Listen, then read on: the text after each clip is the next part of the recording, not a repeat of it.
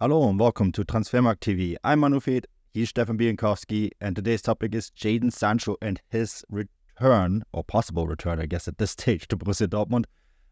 Stefan, I guess the big question really is, and no matter what I read, no matter what I look at, obviously followed the story as well, why did it not work out for Jadon Sancho at Manchester United? I personally feel like there's going to be a book written about this at one point, but you got 2 minutes.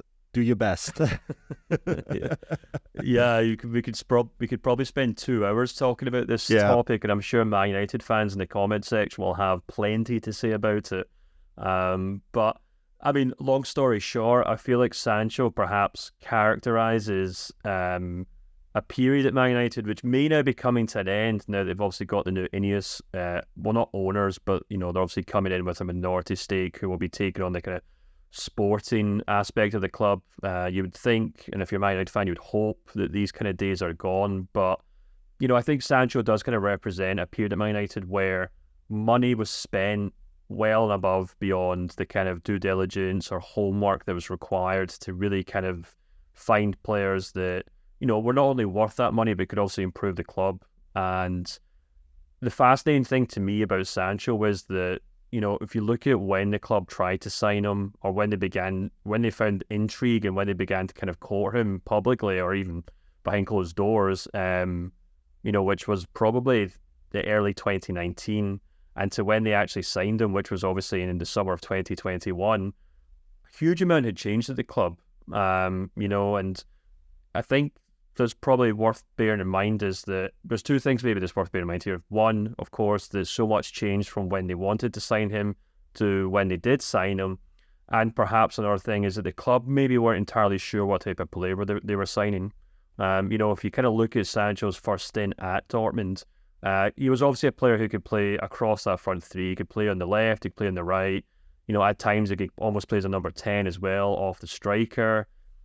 Could even argue maybe plays a false number 9, which Erik ten Hag has tried to do a few times at Man United. But if you look at his numbers between left wing and right wing, his number, they're great across both, don't get me wrong, but I think it's probably clear to see that, in terms of where he managed 1.02 goals and assists per 90 on the right wing, he averaged 1.25 goals and assists per 90 on the left wing, which is obviously better. And I think probably where Sancho's best in the style of football he wants to play. He's more of an inside forward. He likes to play 1-2s. He likes to kind of play off the kind of forward players. To an extent that he basically arrived at Man United hoping that he could play in that left wing spot. The problem is that the time between them trying to sign Sancho and them eventually signing Sancho is when Marcus Rashford basically developed into this fantastic left-sided inside forward, if you will, second striker, very kind of similar player, I guess, in that sense. And actually, the numbers that will now be on screen for viewers to see, which show the goals and assists that Rashford picked up on the left wing. In 2018-19, he only scored 4 goals and assists. In 2019-20, so the season before Sancho joins, he bagged 39. And then in 2021, which is leading up to Sancho joining the club, he bagged 19. So over the course of that kind of 2-year spell, Rashford basically established himself as the left winger of choice, or the first choice player on that left wing. Now, when you add to the fact that then Bruno Fernandes arrives, who cements that number 10 position, and then Cristiano Ronaldo, who, remember, also arrived at the club the same summer that Sancho joined, you've got 3 players there who are basically cemented in their roles. And just about every other player the club had to basically fit in there. And let me just rhyme off a number of players that were already in that Man United team who could either did play that left wing position or played in a position they kind of saw them drift in. We're talking about Paul Pogba, Anthony Elanga, Jesse Lingard, Edinson Cavani, Anthony Martial, Juan Mata, and of course James as well, who moved on shortly after that. So many players in that team who can play in that left wing, which Sancho clearly thrived in at Dortmund. And it just adds further fuel to the fire, or this argument that while Sancho is a great player that Man United clearly were aware of, it's hard to kind of look back on that and say they actually needed him. There's no real Sancho-shaped hole in that team. There never was really by the time he joined the club. And as a result, he spent the last kind of 2.5 years moving from position to position, struggling for game time because there's so much competition for each position. And as a result, he now leaves Man United as a player that they never needed in the first place, and I guess don't really need now. Yeah, I guess the question then is, do Borussia Dortmund need him? Because obviously a lot has changed at Borussia Dortmund as well. What made Sancho such an exciting player was his partnership with Erling Haaland, especially, in that last season, and being the ability of playing with a big number 9.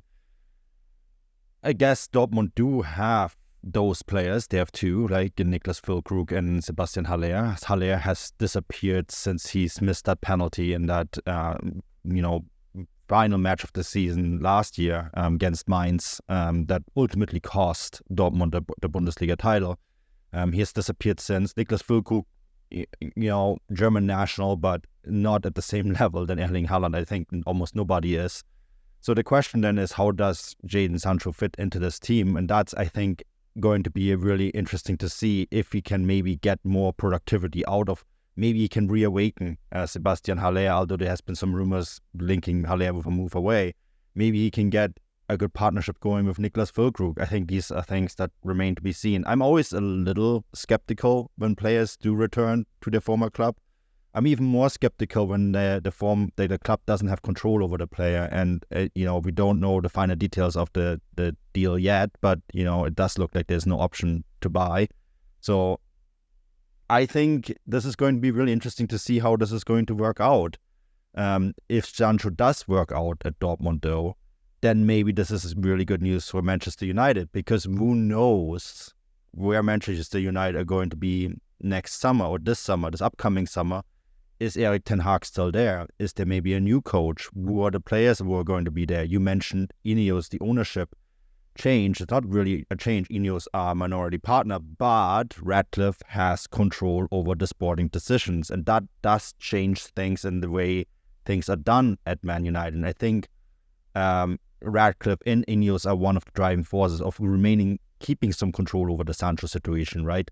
So I think that is all very interesting to follow, because can Dortmund salvage Sancho? And if they can, what does that mean for Sancho and Manchester United's future? That's really interesting to watch and look out for, I think.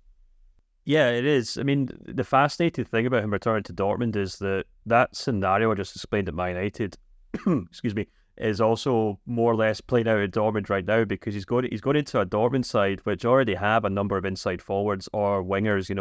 Karim Adeyemi, Daniel Malin are two big profile ones, but the one that Sancho probably has to keep an eye on is Jamie Bino-Gittins, who's been one of the rare, impressive players for Dortmund this season. And where does he play? On the left wing. So, you then add maybe someone like Youssoufo Moukoko, Marco Reus, Julian Brandt. These are all players who'll be wanting to play in the same position as Jadon Sancho, and there's nothing that Sancho's done at Old Trafford that says that he can show up at the Westfalenstadion and say, that left wing position's mine, everyone get out of the way. He's going to have to fight for it just like everyone else. And whether he can get the game time and the form remains to be seen. Yeah, it's going to be a really interesting storyline to follow for the rest of the season. You can do that on Transfermarkt, whether it's .co.uk, .us, .com. You can check out all of Sancho's stats as they develop over the year. So keep yourself updated. We'll be back soon with more content. Until then, cheers and bye-bye.